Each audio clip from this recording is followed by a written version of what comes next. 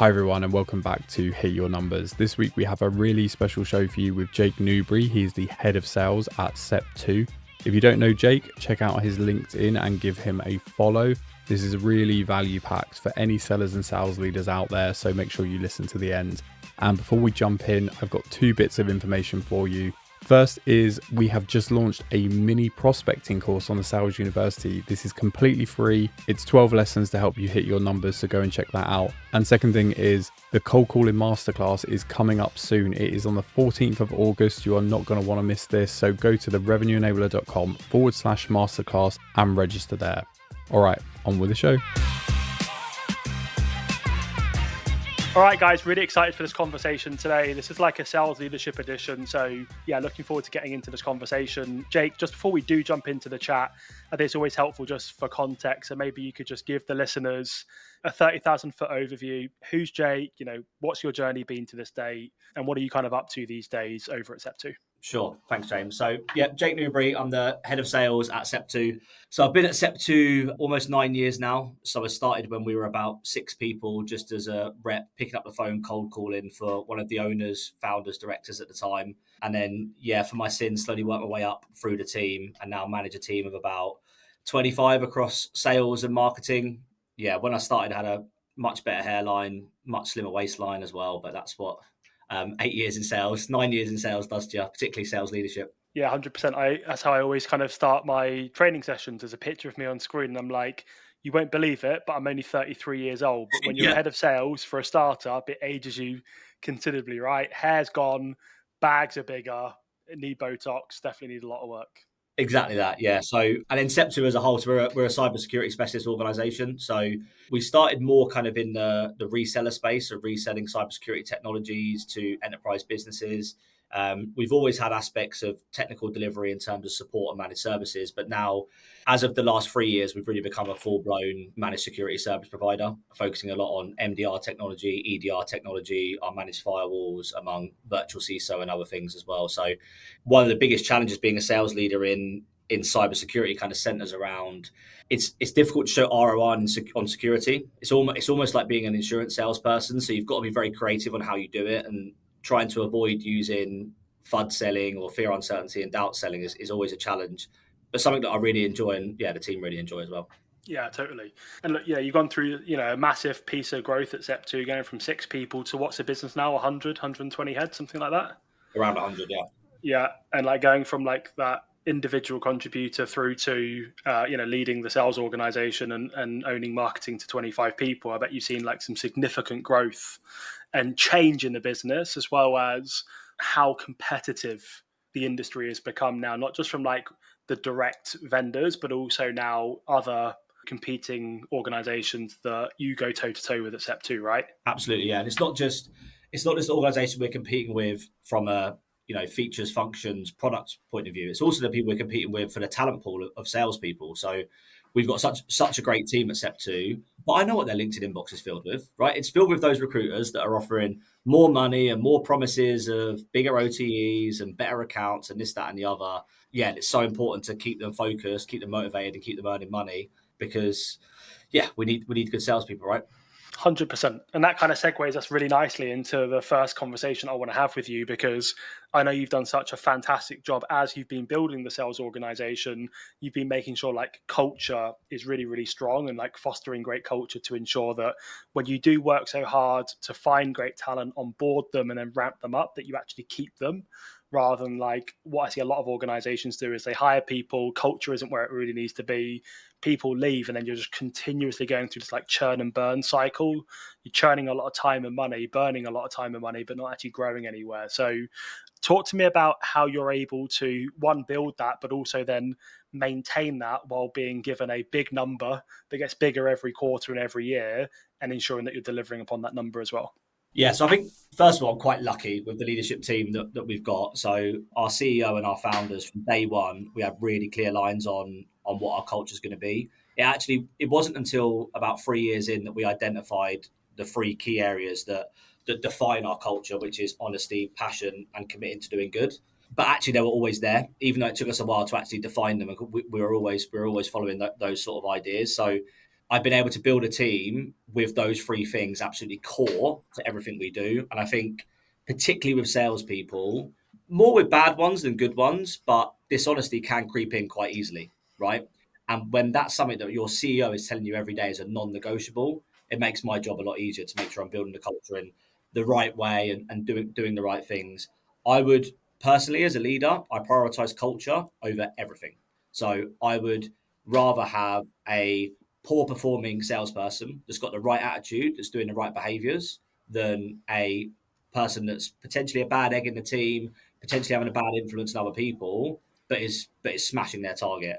And I think, without naming names, there's a history of me making those tough decisions on people like that, and I'll continue to do so. Right, I will always support the person that's having the right behaviours and all of those sort of things. And something that I really think has helped us elevate the culture is something that I call self-driven KPIs for the sales team. So rather than me demanding what's needed from everyone across the board, particularly when our portfolio is quite wide in terms of tools that we provide, I ask the team to provide their own KPIs that they're going to hold themselves accountable for. So it's like, remember the old when you were in primary school and you had to write the rules of the classroom, and the teacher made you write it yourself because you're more likely to hold. It's a bit like that, but it's hopefully a much more elevated version where once a quarter we do our QBRs. So the whole sales team gets together, and each target carrying member of the team has to stand in front of everyone and present what their focus is going to be for the next quarter. My one thing that I require in all of them is that they're quantifiable. So as long as what you're saying is quantifiable, that's absolutely fine. And then we measure that at the end of the quarter. We say, did you do what you said you were going to do? Sometimes yes, sometimes no. Did you hit your target? Sometimes yes, sometimes no. And it gives us a benchmark all the time on where they can improve, what they need to do, all of that sort of stuff. I'm also quite big on in-person stuff. So there's definitely been a shift, particularly in B2B, of working from home more. And you'll see today I'm in the office now. As we're getting older, me and you both got young kids. Lots of people have got young kids, and they want flexible working, and I want to give that. But there's certain things that I'm pretty firm on. So again, once a quarter, personal development plans. I sit down in person with every single member of my sales team for at least an hour, just talk about them. Not about my expectations, just talk about them. Listen to them. What do they want to do? What do they want to achieve? And things like that. And then always being clear on my red lines as well for the sales team that helps define culture. I think similar again to being a parent, you've got to be consistent. So if something is unacceptable one day, it's unacceptable the next day. If something is a good behavior, it's always a good behavior. And a prime example, and the team hate me for it, I'm such a stickler for being on time. If you can't show me that you can get into the office at 9 o'clock, how can I trust you to meet a customer? How can I trust you to get a proposal over in time? How can I trust you to do all the other things? So it's little things like that I think all add up to creating a culture where everyone knows where they stand. We're a team because we're presenting our KPIs in front of each other and things like that. And yeah, building hopefully a good environment. Well, you said so I'll take that. Yeah, totally. And I kind of took some notes there, and I guess we can like segue into some of those conversations. But like any sales team that's listening to this, or like maybe they'll resonate with this, but like any like AE that wants to step up and be a sales leader, it's great, like, being an exec and things like that. And obviously that the money's great, and, taking that next step up in your career, but you have to make some bloody tough decisions, right? And I never used to enjoy those conversations, but sometimes you have to have tough conversations and exit people. And that's why that recruitment strategy is so key, that you bring in the right people from a skills perspective, but also culture fit. Otherwise, you're going to end up having to have really crap conversations at some point with people. And it's not like you lose a deal. It's like that person's now they've lost their job. They've got bills to pay and I need to go and find something. So it's tough, right? But it's critical to protecting the culture that you've been building, that you have those conversations fast if people can't follow the basic principles that you put in place, which again, I guess, Jay, you tell me if I'm wrong, but you probably make that crystal clear on day one. This is like our operating principles. Yeah, exactly. So it's all for me. It's about giving that clarity. But also another example I've got is like some of the guys that we've had to let go from Sep2 are still personal friends of mine, right? Because it's been super clear and it's not been a surprise to them about what's going to come. And I think that helps maintain the culture, because you have your organization within your organization, but there's so many people you're talking to outside, so many people that have an opinion on your organization, whether it's someone's husband, whether it's a friend, whether it's someone, a partner, those sort of things. It's important to make sure they're part of that wider culture as well and understand what you're trying to achieve and the reasons why someone might be successful and might not. And I also think there's an important mindset, and you've educated me a little bit on this in terms of curiosity.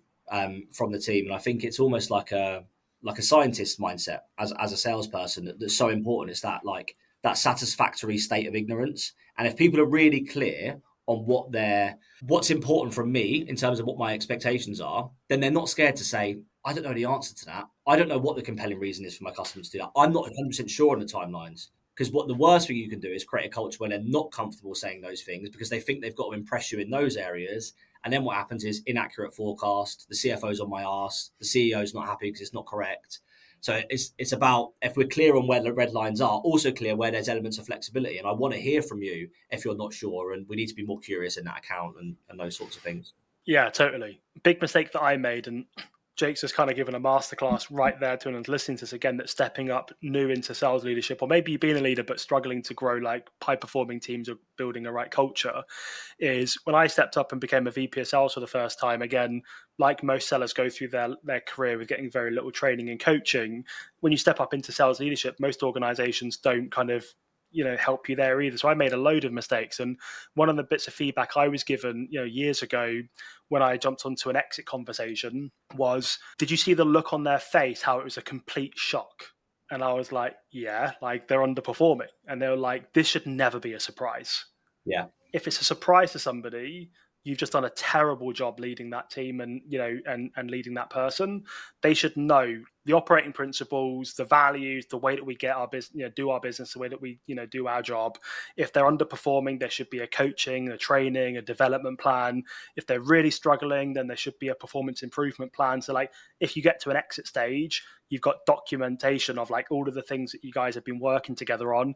And sometimes this stuff just doesn't work out, right? And you shake hands and walk away. I couldn't agree more. And I think that's really important. But I would even go a step further in terms of maintaining the culture of the whole team shouldn't be surprised, right? Yes. If everyone in the team turns around to me and goes, you just got rid of that guy. What the hell, Jake? I didn't see that coming. No. And it's not about me having silo conversations saying, oh, this guy's not performing. It's about the team realizing what the expectations are across the board. And when someone's not hitting them, everyone is very much aware of when that person is not hitting them, and can see that there's improvements that need to be made. And if they're not being made, their expectation as well, because they hold this company to a high standard, is the route that it goes. So yeah, couldn't agree more. Spot on. Some other things I took down that I really like is I love the self-driven KPIs. Like for me, a big component of coaching is helping the reps become more self-aware. When I quit my last job to build this business, yes, I wanted to do it. I'd always had a dream of like building my own company, but I did feel a little bit guilty at times that I was quitting on some of the reps because I built great relationships with them. I mean, we spent every single day either training, coaching, or in calls together, and built a really good culture, really great team. I'm still connected to all. Like I was chatting to one of them the other day, who's just got himself a fantastic new job, and I gave him a reference and stuff. So I think one of the things that I was worried about was like quitting on them, and then one of the things that made me feel really comfortable is almost like I can retire myself. So when I was going into a one-to-one, like a coaching call or a deal review or some kind of one-to-one, when I first started like 11 months before, I was going into forecast calls and they were like, yeah, that deal's not spoken to us in like 3 months. I should probably, move it to close loss. And I'm thinking, oh my God, like what have I got myself into?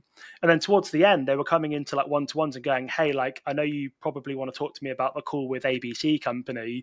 I know exactly what you're going to say. I listened to the call as well. And one of the things that I spotted was they said this and I just brushed over it. And I should have gone a little bit deeper into here and pulled in this customer story and, done this. And I was like, cool. Like when I can see that pattern happen across the team, I know that they don't need me as much anymore. So I can kind of retire myself and move on to different projects. In this case, it's a completely different project in a different business. But what you're doing there is you're starting to foster a culture around like being self-aware, being curious, being accountable, presenting the plan at the beginning of the quarter and saying, I'm holding everybody's attention right now because I'm going to execute this plan, and in 90 days you're going to see me deliver against it. And if I miss by any reason, like it's going to be because of this, and this is the help I'm asking for today. And you're just fostering that culture, which is critical.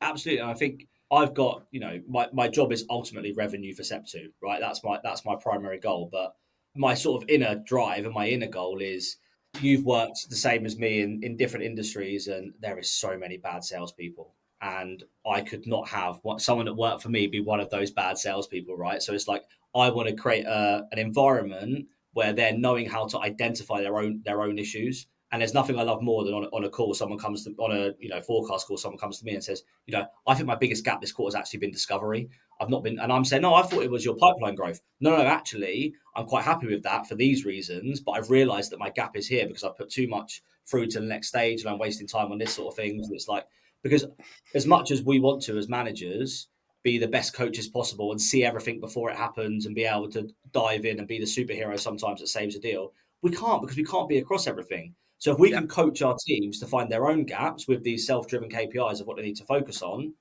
then that's the real giving them the power to go and have a successful rest of their life and career with doing them sort of things. And so we're focusing a lot at the moment is I'm big on obsessions. So it's like, what is going to be your absolute obsession? This again came from you and your guidance with this, but if we get really obsessed with one thing, so some of my guys, that's BD, they're not generating enough pipeline. So I want you to make that your obsession, whether that's cold calling one day a week, whether that's being out and about, whatever that looks like, that's your obsession. Some of my other guys, it's discovery. Some of my other guys, it's working on business cases, but you're going to execute that for this quarter to the highest level and be obsessed with becoming really good at that.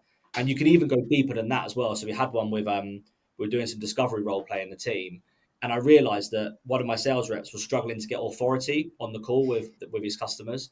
And what we kind of identified was as he got into the call, he actually grew stronger when he started talking about features, functions, the customer's problems, those sort of things. It was just that start of the call where he felt slightly uneasy and was struggling.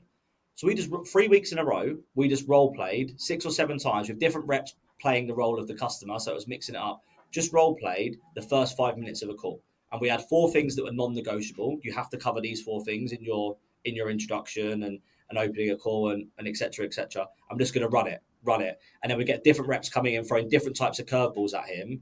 But we always knew by the end of that first discovery call, he was always going to be in the same place because he'd run it so many times that he had a well-prepared method and it worked. Some of my guys don't need that, but others do. And that's, different things, different people. Yeah. And again, anyone listening to this, like Jake's managing a team of 25. You've got Liam as well, like sales manager, like managing some of the team as well. But like you're ultimately accountable for hitting the number and managing the sales organization and recruiting and things like that.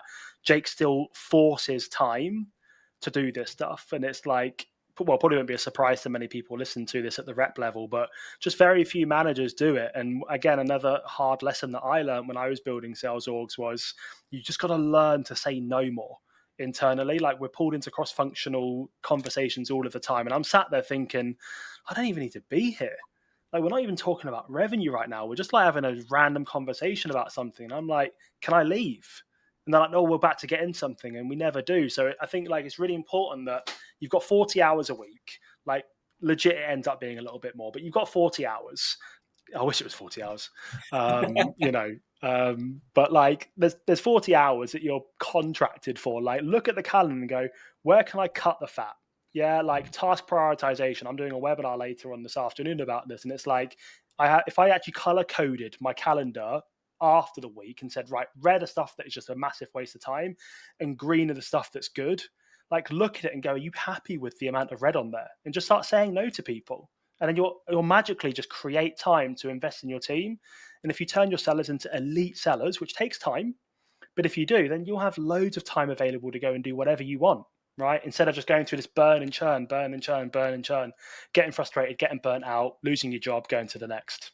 Yeah, it's so true. And I think it's why, as a sales leader, so I think there's a difference in the profession that we're in as salespeople that often isn't identified. And I talk about it a lot. So there's 2 types of profession. There's performance profession and there's knowledge professions, right? So in my mind, sales is a performance profession. So similar to playing sport or similar to being an actor or being a comedian that's on stage. Like it's not just having the knowledge to do the job isn't enough to be good at the job. You can be an accountant. If you know how to do a tax return, you know how to do a tax return.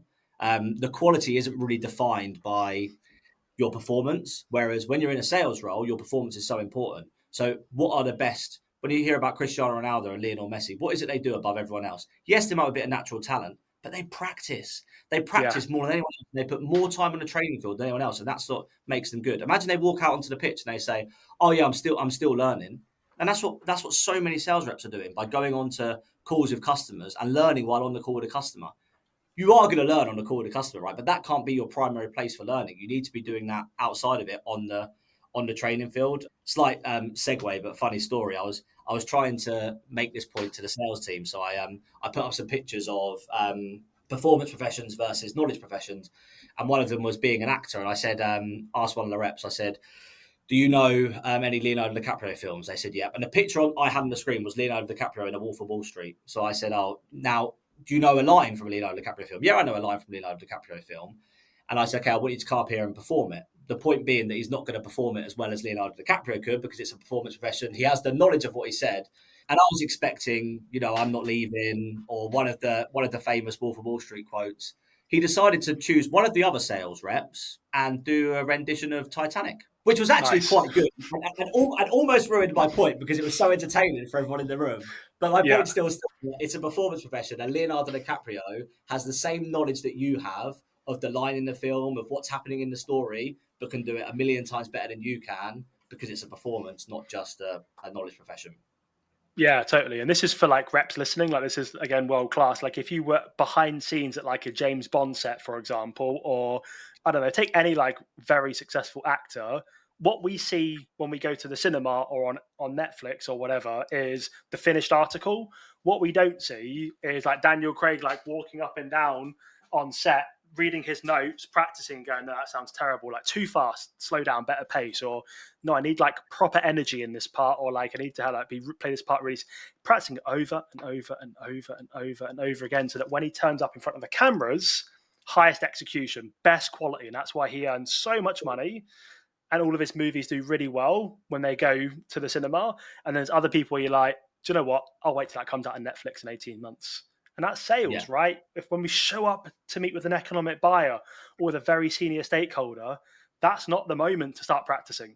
I just don't see hardly any sales organizations these days doing role play because they've hired experienced salespeople. Exactly. And excuse my language, but I call bullshit on any sales rep that goes, oh, I just turned up to that call and absolutely killed it. No, they didn't. They have been practicing for years to master their craft to be at that point. It doesn't just happen. It doesn't. And if you're a junior sales rep looking at that senior guy and just goes, he just seems to turn up and do really well. Trust me, there's more going on behind the scenes that you're not seeing, or years worth of experience that's got him to that point. And the beauty of it is you can shortcut that. Like salespeople can shortcut that by getting really good really quickly by doing things like role play. It's such a simple thing that so many salespeople don't do. And I remember when I was cold calling, he was called the lead generation manager at the time, but he forced us to do it every morning. And I hated it. I hated it coming in, particularly on a Friday, right? Everyone's been out on Thursday. Everyone's been for a few beers, but he would make me do it. And it just becomes second nature to the whole team of that opening bit of our pitch of how to book a meeting. It just becomes second nature that actually it made the rest of the day so much easier because we were so well coached and well trained on those things. Yeah, agreed. So I want to jump into the next conversation point here. So you mentioned earlier about PDPs and like, I guess that supports retention, right? Because you're showing that you're investing in people, which means, like you said earlier, if there's recruiters in their inbox, they know that most organizations aren't going to train them. So I might get an extra $7.5K a year at this other company, but I'm definitely not going to get the training that could earn me an extra 30, 40, 50K in OTE. So like clever reps see that. And, the business is growing really, really fast. As you mentioned, you've gone from 6 to like 100 or so people. So what I want to talk about now is like performance as you've gone on that direction. I think you mentioned like 95% of the sellers are making quota, which is unbelievable. Like, again, we want to hear some of the secrets because there's a lot of people listening to this that their reps aren't even getting to like 40, 50%. But with that in mind, like as you've been growing and scaling, like why did you even consider like sales training, bringing in external support as you were going through that growth period? What I'm really keen on is salespeople are so often just measured on their output, i.e. their number. And success is determined purely by their number. And there's definite merit in that, right? I would say you're going to have a high 90% success rate because most of the time that's what's driving the right things. But there's so many unknowns in a sales process that I think it's important in any business to identify what are the key inputs that drive revenue. So is that cold calling to build pipeline? Is that effective discovery? Is that understanding the product really well? Is that identifying the problem with the customer early? Is that having a really strong champion? Whatever those things might be, identifying those as early as possible, because then you can start to build a really repeatable process across your sales organization and have the results that we're talking about in terms of, 95% of our sales team hit quota last year which I think in our industry is, double what most people are seeing, right? Because it's particularly in such a fast growing world. So I think really focusing on the inputs. Actually, so I spoke to the team on our QBR about the England cricket team, so the ODI cricket team, and most of them hate cricket, and I love cricket. So it was a bit of a yawn fest when they heard that I was going to talk about cricket, but I think they got the message in the end, which was the England cricket team, the ODI team, focused on being an aggressive team. That was their priority. We are going to try and hit any ball that's hittable for six. We're going to try and hit it for six, and we're never going to be frustrated at someone if they tried to hit a ball for six and haven't quite executed it right. What we are going to be frustrated is if they don't try to hit that ball for six. So we're going to make the behaviors and the inputs in my situation really clear from day one. This is what good looks like. If you fail at trying to do the right thing, that's fine. But if you're doing the wrong behaviors and then you fail because you're doing the wrong behaviors, that's not okay. So, and I think that's a really important job of a sales leader. And if a sales rep out there is not getting this from a sales leader, they should absolutely demand it. What does good look like in terms of inputs? And don't tell me, it means hitting 100% of your number, hitting 150% of your number. That's not what you want to hear. What you want to hear is, it's this. This is what my best reps are doing consistently. And if your sales leader doesn't know that, then there's a skills gap there. And I'd say go above their head and ask for a sales leader that does know that. You should be able to identify what good looks like and make that a repeatable process. I often say it to my reps, like, go and spend a day with one of the more senior reps. Go and watch what they're doing, how they're behaving, what they're doing. We recently invested in Jiminy, which is a Gong equivalent revenue intelligence platform that records calls. And that's been crazy for us, like so good, because suddenly, rather than having to shadow a meeting and the good sales reps going, I've got one of the junior guys joining my call, it's a bit annoying, I've got to introduce them and it's a bit awkward. Now I could just say, just go and watch it. Go and see what happens in the call. And like you can watch it at 2x speed. I do have a bit of an issue with the 2x speed stuff watching calls back, because you don't always sense the moments when you're watching it back. You do when you're on normal speed. But yeah, things like that. So I think coaching is so important.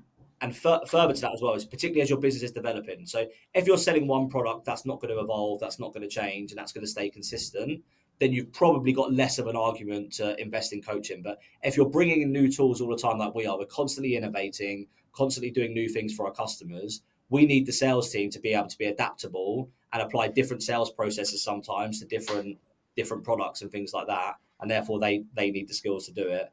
Final thing on this point is everyone in every role deserves to progress. And I think sales, you talk about it all the time. There's no degree in B2B sales, right? But a lot of people come out of uni and end up in B2B sales and are just expected to go and be successful. And some people are, some people aren't.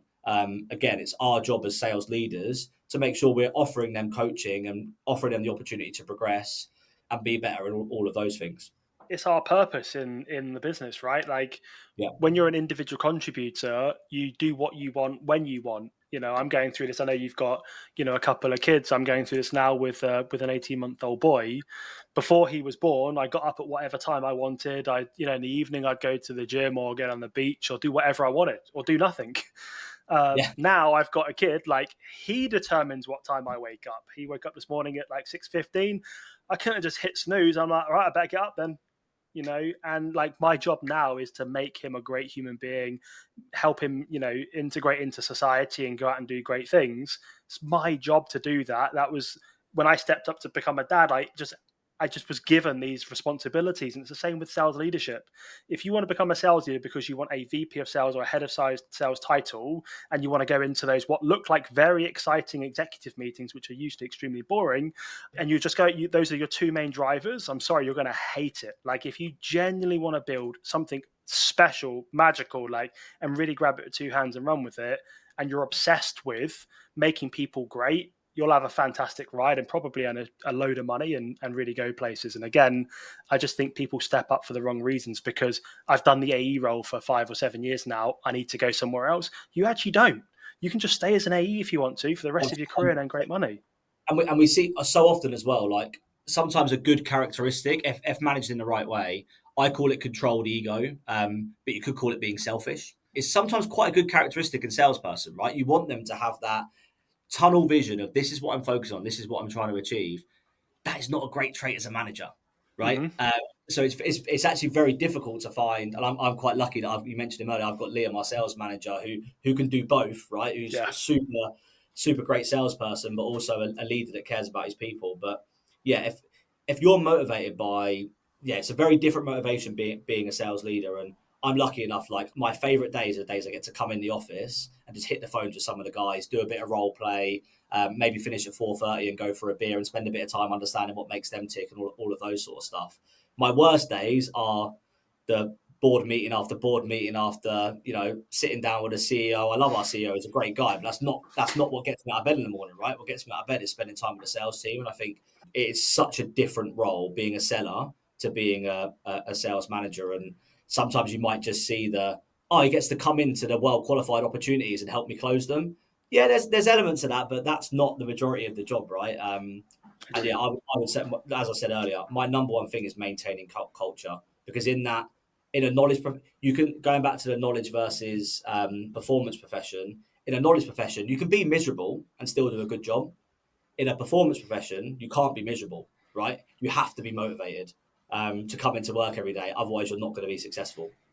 Yeah, totally. And a little bit digress, but maybe it'll validate this. Like, the only profession in life where you can be absolutely terrible at your job and not lose it is being the weatherman or weather lady, because they get it wrong every single day, but it's always the same person for like the last 10 years calling the shot, right? Sales, unfortunately, you can't do that. And you make a good point, and I talk about it all of the time, and I'll bang this drum till I retire, and I'm prepared for my business to go out of business based on banging this drum. But we're in the performance business, and unfortunately there's no I don't have a qualification in pipeline generation or pipeline management. I've made a shitload of mistakes. I've made very expensive mistakes when I was a VP of sales, and it's taken me 15 years, and I've still learned, working on my craft all of the time. Don't get me wrong, done some great things on the way, but we're never finished. And the reason behind that is, and that's where I have to let go of my ego at times, is because the buyer always changes. If you think about the last 3 to 5 years, it's got very difficult for somebody to walk the corridors and just skip all of the other offices and go straight to finance and go, stick a signature on that for me, would you? Now they need to stick their head into every single office and make sure that they've driven consensus across the org. So when they get to the CFO, it feels like a safe bet, right? So no one's teaching us really how to do a lot of that stuff from day one. It's so interesting, and the way the buyers change. Like I'm obviously budget holder and buyer of Inceptu. I used to be in the office with my CEO semi-regularly, right? So if I had a business case to run by him, a lot of the time that business case was done in the hallway.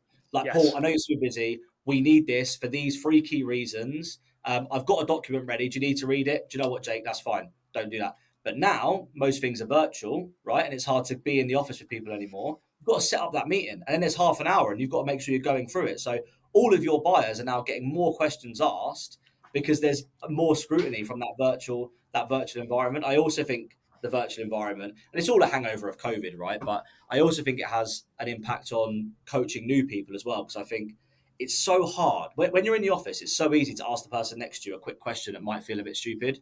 When you're working remotely, to make that call or send that message feels like a slightly bigger step that people might not take and go, oh, do you know what? I'll find out I don't want to look stupid. I'll find out the answer to that later.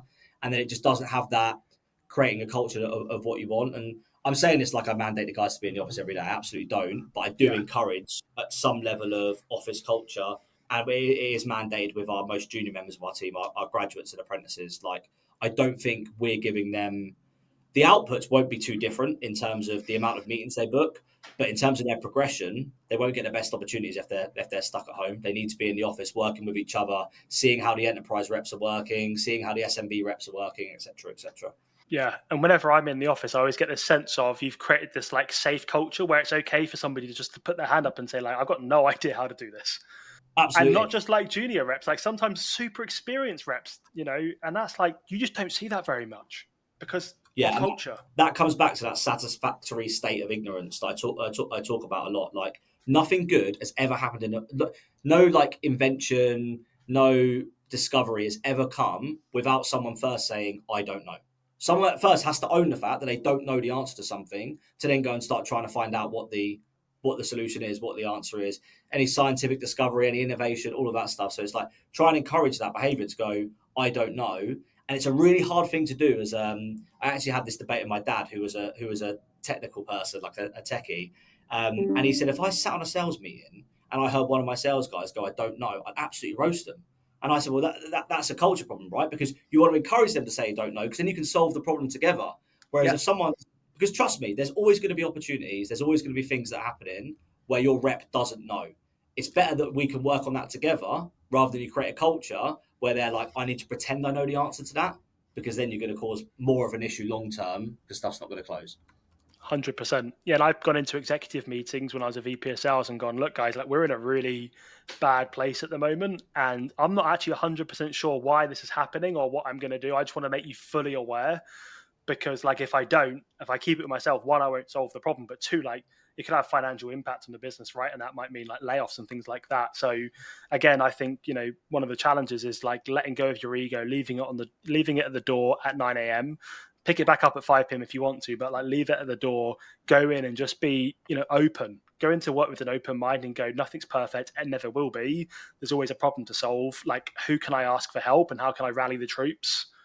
And get around a whiteboard and just like break down barriers and overcome challenges. And you'll do it faster and you'll have a much better ride doing it as well. It won't be that whole like breathing into a brown paper bag. And I find it so interesting because I think it's funny because I think it's different people's definition of ego as well. Because you say leave ego at the door. I think in those situations, 100%. But actually, there's other situations where I kind of want I said this earlier, right? I want my sales guys to have a bit of an ego.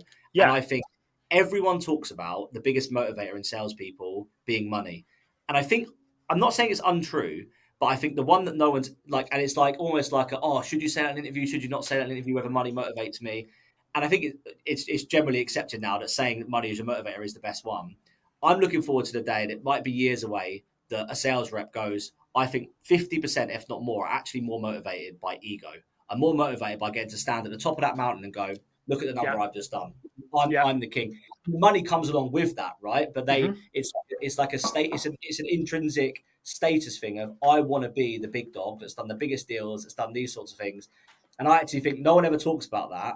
But when I look across my team, I think that motivates most of my team more than money does. Of course it does. And like usually people say there should be no ego in sales are people that haven't been in sales and don't realize how competitive it is and all the pressures and stuff. And yeah, like of course we want to earn big money to unlock things. That's what people really want. When they say, I just want money, it means nothing unless there's something to unlock. But yeah, like who doesn't want to be the winner? You got 25 reps. Who doesn't want to stand up in front of them at the end of the quarter and go, out of all of us, I came out on top. Like we want that win, right? So yeah, and you mentioned like ride-alongs there. So I think that's really, really important. If you've got someone that's struggling or you want to show people what actually good looks like, rather than just saying, hey, here's a doc, be like, hey, here's my top rep by like 38%. Go spend the day with him.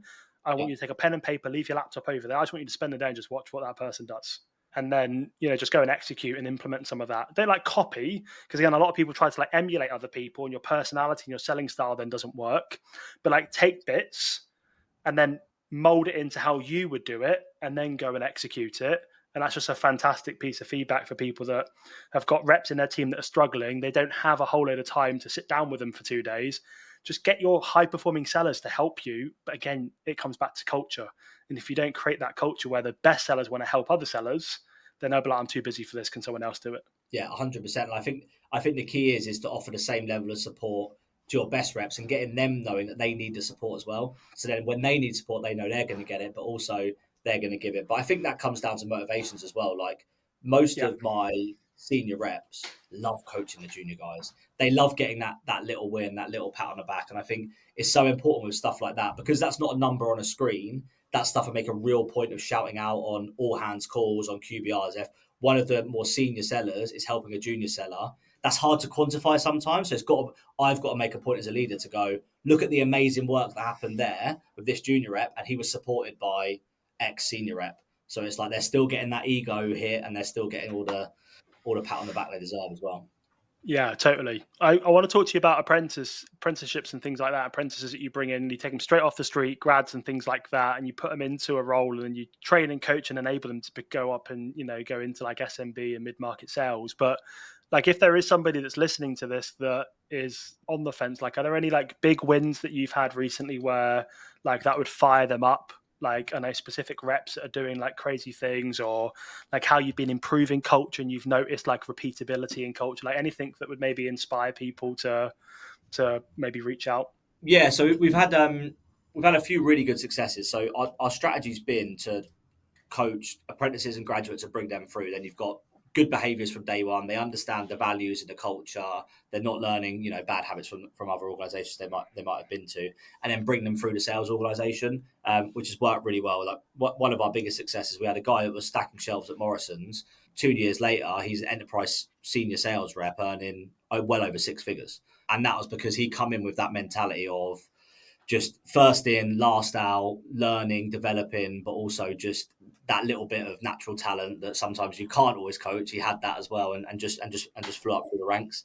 But we're also now at a point where we're scaling so quickly that we are hiring senior reps and bringing those into the team as well. And it was a really difficult thing where I had, candidly, it was one of my biggest skills gaps was recruitment. Really struggled with it. If someone looked me in the eye and said, "I'm going to give you everything, Jake, and work hard," I'd be like, "You're hired." That's all I need to hear. Like if they've got that, and I realised that actually there was a lot more to it than that. It wasn't just about work ethic, and it's actually quite an easy thing to say and not an easy thing to do. Saying I'm going to give you everything, and a lot of people think they're that person, and they genuinely believe it when they say it, and they're absolutely not. So me and my sales manager Liam, we sat down and developed what are the key. And we're going to choose 5, and we ended up with 6 characteristics that we look for in every salesperson that we want. And we defined those characteristics. And then we started doing a role play as part of our interview process as well. And it's a really good teller. When you say to someone you're going to do a role play, the reaction that you get normally tells you a lot about that rep, and that attitude of, I'm going to work so hard. Okay, we're going to do a role play now. Let's sit. And then their response to that shows you a lot. Of actually how much of a hard worker they are and how much they're going to throw themselves in the deep end and willing to learn. So yeah, we started using those six things, and we've had a much higher success rate of recruitment. We still have 1 or 2, right? Some people don't want to get out of bed in the morning. You can't change that, right? And like I said, I've got a red line on being on time and things like that. But that was a real big win for me. I mean, my success rate of hiring senior people was very low. Putting this into place actually achieved that. And yeah, now we've got some senior people in. We're growing as of end of this year for next year as well. Plus more grads, plus more marketing resource, etc., etc. So non-stop. Anyone that's listening to this, like, I would definitely go and follow Jake on LinkedIn. Like, he talks a lot of really good stuff on LinkedIn, and I've been in the office a lot. It genuinely is a great culture. Like, you can tell people haven't been forced to come in. People genuinely want to spend time with each other. They're excited to be there. Again, they're happy to put their hand up and say, I don't know, can I get some help? So yeah, whenever Jake is hiring, you definitely don't want to miss out on that opportunity. I would definitely go and give him a follow, and we'll put a link to his profile in the show notes for this. Conscious of your time, Jake. Got a couple like kind of rapid kind of wrap up questions here. So let's think about a sales leader that's listening to this episode. They, really, agree with everything that you said. Like, what's one thing you think that they could do tomorrow to start improving their team's culture? If you want the quick fix, I would say the quick fix is team socials. I think it gets such a bad rep on LinkedIn of people going, "Oh, they've bought me a load of pizzas and done that sort of thing." I think if you do it right, you've got to do it within work hours. So you can't force them to be away from their families or anything like that. And you've got to own the fact that it's going to cost you half a day's worth of effort. But get them out at mini golf, or we've got sixes cricket near us, or something that's a little bit active, ideally, and get them working together and understanding that everyone next to them is human and you're all trying to drive to the same goals, that sort of thing. That would definitely be my quick fix. Yeah, love that. And like, anyone that's listening to this, like, Jake's not running a typical like SaaS business where they're just selling their own product. That you guys are dragged to like vendor days all of the time, right?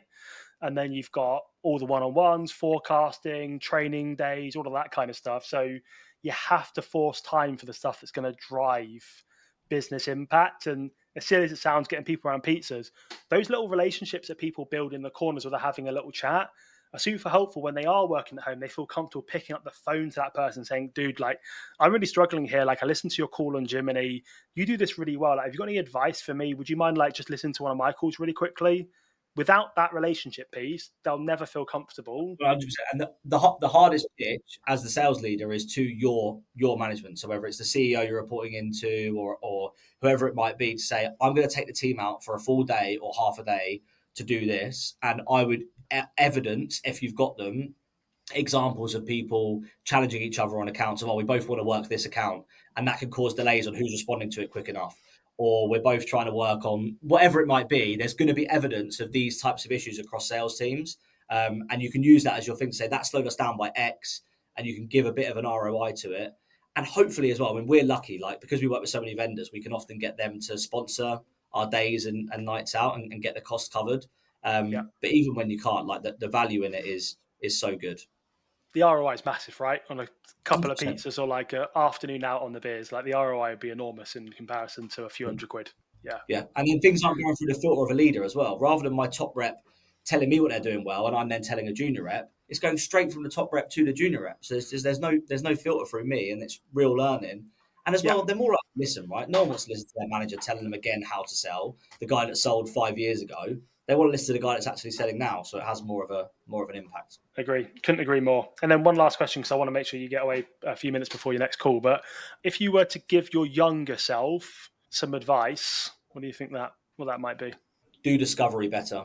The amount of time as a junior sales rep I wasted on opportunities that were never going to close, and I found myself missing target in the early points of my career because I was spending so much time chasing that big deal that now I look back on it was never going to close, and all I had to do was ask one or two simple questions to get to that point.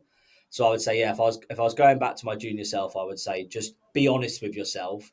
And honestly, I think even if you're not asking the right questions, there's a deep down feeling of that op's not going to happen. Take it out of your pipeline. Get rid of it and be honest with yourself about, I've got a bit of a shit pipeline this quarter. That's better than thinking you've got a good pipeline and it's actually shit. 100%. I would never mind if a rep come to me and said, I've got a 25% win rate, so I need 4 times coverage, got 1.7 because I've just cleared the decks with the fluff that's just been, knocking around for a little while, and I'll keep nurturing it, but like I want it out of sight. I want it making the number look bigger than it really is. Like, but can you help me? Like, I need to build something fast. 100%. I had an SDR once I kept for so long, probably 3 times longer than I should have done. First in the office every day, last out every day, made twice as many phone calls as people. Dude wanted it so bad. And like no ego, just wanted to be successful. And he just eventually couldn't figure it out. And I just don't think what we were selling to the persona we were selling it to was right for him. Maybe it was we weren't ready for somebody like him at our stage of growth, right? But like I would spend so much of my time that I didn't really have with him because I just knew he wanted it. Where the other ones that just couldn't be asked to get into the office on time, when they were in a team meeting, they were like texting their mates. Like I've got no time for that with what I'm trying to build. So I think if you guys are listening to this and you're struggling, if you're a rep, just like ask for help, just work your ass off. Like we're paying you 40 hours. Like at the end of the week, like ask yourself, did I earn my salary this week? And if not, that's absolutely on me, to make sure that I'm paying my way. And ask for help. And the sales leader, if they're aligned to your success, they'll go out of their way. They'll find time to help you. Doesn't mean it'll always work out, but just give it a proper crack. I just see so many people are just drifting around, and they built this culture where it's okay to do like 50, 60% of the number. And then what happens is it's like it latches onto everybody else and everybody else then thinks it's okay. And then you're in real big trouble, Cool. Anything you wanted to kind of share with the listeners before we wrap up here, Jake? No, I just one piece of advice for all reps outside of the discovery piece. Just be coachable. Just show that you're willing to learn. Right? There's nothing a sales leader wants more than someone that's saying, "Look, I'm willing to learn." It doesn't matter if you're the most senior rep or the most junior rep. Just constantly, or a sales leader like we are, James. Right? You've got to be coachable and willing to learn. Would be my one takeaway. Yeah, and the game's always changing, so make sure that you take that feedback and then you adapt and do something with it. Otherwise, you'll keep doing the same stuff that doesn't work and you'll get the same result. If not, it'll get worse. Right. Jake, legend, thanks so much for hanging out. I think that was such a killer episode. I think we could probably, do more of this and get a little bit deeper, but I'll let you get on with your day. Thanks so much. And if anybody is interested in following Jake, we'll put a link to his profile in the show notes. Go check him out. He posts some great stuff and he's building a great team. So definitely give him a follow. Thanks a lot, mate. Awesome.